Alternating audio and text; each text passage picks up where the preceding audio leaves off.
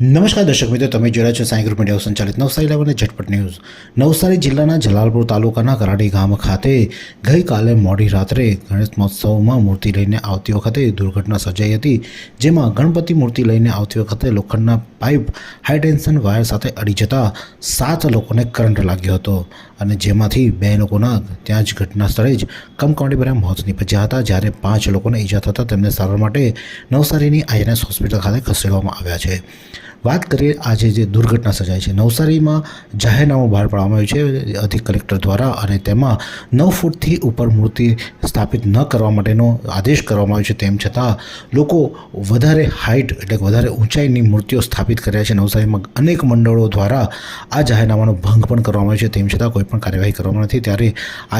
આજે દુર્ઘટના ઘટી છે કરાડી ગામ ખાતે, એટલે કે કરાડી મટવાડ ખાતે જે આ દુર્ઘટના સર્જાઈ તેમાં પણ ઊંચી મૂર્તિ લાવવામાં આવી હતી અને મૂર્તિ જ્યારે લઈને આવી રહ્યા હતા રાત્રિના 1:30 વાગ્યાની આસપાસ આ જે મૂર્તિ લઈને આવતા હતા તે દરમિયાન જે વાયર નડી રહ્યો હતો, વાયર જે માછીમાર માટે એટલે કે મત્સ્ય ઉદ્યોગ માટે જે હાઈ ટેન્શન લાઇન પસાર થતી હતી, એ હાઈ ટેન્શન વાયરને ઊંચો કરવા જતાં વાયર જે લોખંડનો પાઇપ હતો તેને ટચ થઈ જતાં લારીમાં જે લોકો લારી ખેંચતા હતા તેમજ લારી પર સવાર હતા તે લોકોને કરંટ લાગ્યો હતો અને આ દુર્ઘટનામાં પ્રિતેશ પટેલ અને મિતુલ પટેલનું ઘટના સ્થળે જ મોત નીપજ્યું, જ્યારે કેયુર પટેલ, નિશાંત પટેલ, વિજય પટેલ, કરીશ પટેલ અને નિલેશ પટેલને ગંભીર ઇજાઓ થતાં તેમને નવસારીની આઈએનએસ હોસ્પિટલ ખાતે ખસેડવામાં આવે છે, જ્યાં તેઓની સારવાર ચાલી રહી છે। વાત કરવામાં આવે જે આ ઘટના સર્જાઈ છે તેમાં ગામના લોકોએ અત્યારે હાલમાં સમગ્ર મામલે જલાલપુર પોલીસને જાણ કરવામાં આવી હતી। જલાલપુર પોલીસે હાલમાં ગુનો નોંધીને વધુ કાર્યવાહી હાથ ધરવામાં છે। બંનેના મૃતદેહને પીએમ માટે સિવિલ હોસ્પિટલ ખાતે ખસેડવામાં આવ્યા હતા અને તેમના મૃતદેહને પીએમ કરીને પોલીસે પરિવારને સોંપી પણ દીધા છે। પરંતુ આજે દુર્ઘટના સર્જાઈ છે કારણ કે ગઈકાલે 2 દુર્ઘટના સર્જાઈ હતી। નવસારીમાં એક લિફ્ટમાં બાળકનું મોત થયું હતું અને ત્યારબાદ ગણપતિ લેવા જતાં ડીજેમાંથી પટકાતા એક યુવક સગીરનું મોત નીપજ્યું હતું। ત્યારબાદ હવે મોડી રાત્રે 1:30 વાગ્યાની આસપાસ આજે દુર્ઘટના સર્જાઈ હતી। ગણપતિ લઈને આવતી વખતે કરંટ લાગવાના કારણે 2 લોકોએ પોતાના જીવ ગુમાવ્યા છે। પરિવાર શોકમાં છે, ગામ લોકો પણ શોકમાં છે, મંડળ પણ શોકમાં છે, કારણ કે ખૂબ જ દુઃખદ ઘટના કહી શકાય અને પરિવાર માટે આ એક જાણે આગ ફાટી પડી હોય તેવી દુર્ઘટના આજે સર્જાઈ છે અને જેને લઈને જે સમગ્ર કાંઠા વિભાગમાં ચર્ચાનો વિષય બને છે, લોકો શોકમય બન્યા છે અને આજે ફરીથી આવી કોઈ દુર્ઘટના ન સર્જાય તે માટે તંત્ર દ્વારા કડક કાર્યવાહી કરવામાં આવે અને લોકોને જે મોટી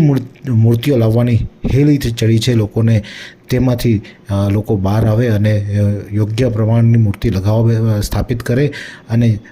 નવસારીના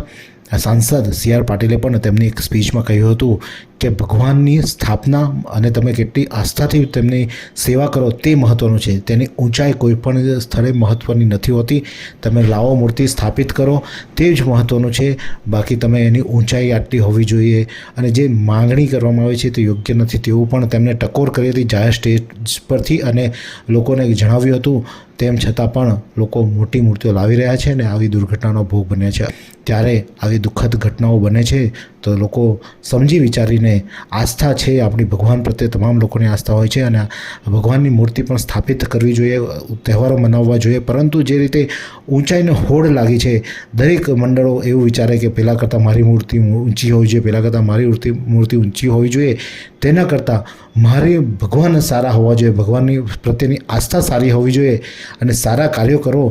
તે જ ગણેશ મહોત્સવ માટે ખૂબ જરૂરી બને છે। આ જ પ્રકારના અવનવા સમાચાર માટે જોતા રહો નવસારી લાઈવ અને ઝટપટ ન્યૂઝ। 22 વર્ષથી દરરોજ લાખો જીવનોમાં આશા અને આરોગ્યનું પ્રકાશ આપતી Kejal life in multi speciality hospital,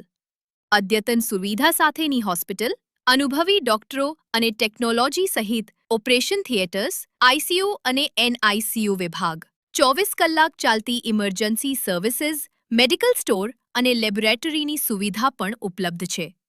hospital સેવાઓ જેમ કે ઓર્થોપેડિક વિભાગ, મગજ અને સ્પાઇન વિભાગ, યુરોલોજી અને હૃદય રોગ વિભાગ, જનરલ સર્જરી વિભાગ